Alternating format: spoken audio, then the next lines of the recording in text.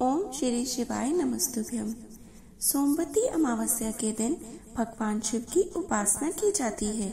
ऐसी मान्यता है कि जो व्यक्ति सोमवती अमावस्या को व्रत रखता है उसकी सभी मनोकामनाएं पूर्ण होती हैं, साथ ही अखंड सौभाग्य की प्राप्ति होती है। इस दिन सोमवती अमावस्या की कथा का पाठ भी जरूर करना चाहिए। तो आइए सुन लेते हैं सोमवती अमावस्या की कथा। कृपया हमें सब्सक्राइब कीजिए और हमारे चैनल को अधिकाधिक शेयर करें व कमेंट में अवश्य लिख कर जाएं, हर हर महादेव। एक गरीब ब्राह्मण परिवार था। उस परिवार में पति पत्नी के अलावा एक पुत्री भी थी। वह पुत्री धीरे धीरे बड़ी होने लगी। उस पुत्री में समय और बढ़ती उम्र के सभी स्त्रियोचित गुणों का विकास हो रहा था। वह लड़की सुंदर, संस्कारवान एवं गुणवान थी, किंतु गरीब होने के कारण उसका विवाह नहीं हो पा रहा था। एक दिन उस ब्राह्मण के घर एक साधु महाराज पधारे। वो उस कन्या के स्वभाव से काफी प्रसन्न हुए। कन्या को लंबी आयु का आशीर्वाद देते हुए साधु ने कहा, इस कन्या के हथेली में विवाह योग्य रेखा नहीं है। तब ब्राह्मण दंपति ने साधु से उपाय पूछा कि कन्या ऐसा क्या करे कि उसके हाथ में विवाह योग बने। साधु ने कुछ देर विचार करने के बाद अपनी अंतर्दृष्टि से ध्यान करके बताया कि कुछ दूरी पर एक गांव में सोना नाम की धोबिन जाति की एक महिला बेटे और बहू के साथ रहती थी, जो बहुत ही आचार विचार और संस्कार संपन्न तथा पति परायण थी। यह कन्या उसकी सेवा करे और वह महिला इसकी शादी में अपने मांग का सिंदूर लगा दे। उसके बाद इस कन्या का विवाह हो तो इस कन्या का वैधव्य मिट सकता है। साधु ने यह भी बताया कि वह महिला कहीं आती जाती नहीं है।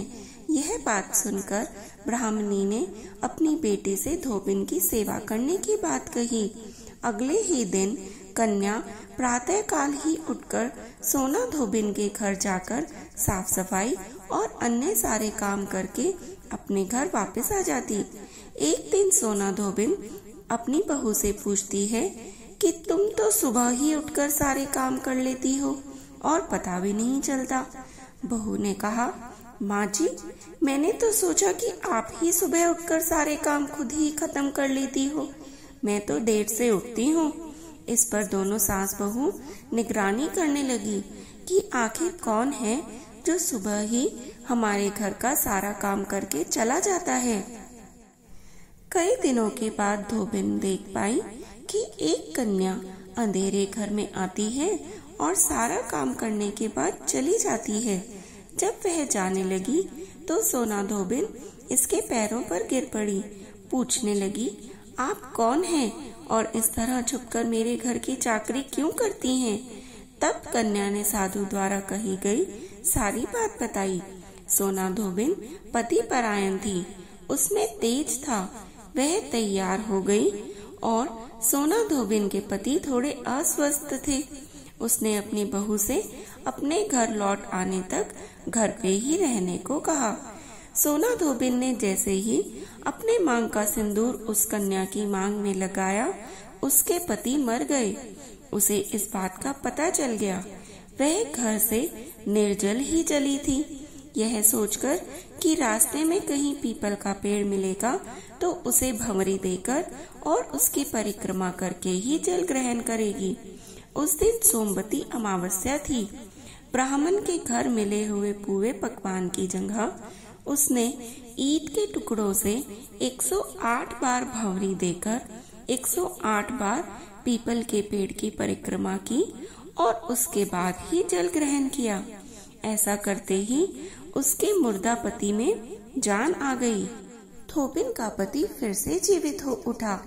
उसी के बाद से सोमवती अमावस्या पर पीपल के पेड़ की 108 परिक्रमा और रक्षा सूत्र बांधने की प्रथा चली आ रही है। जैसे भगवान ने धोबिन के सुहाग की रक्षा करी, कहते सुनते और हुकारा भरते सभी की रक्षा करें।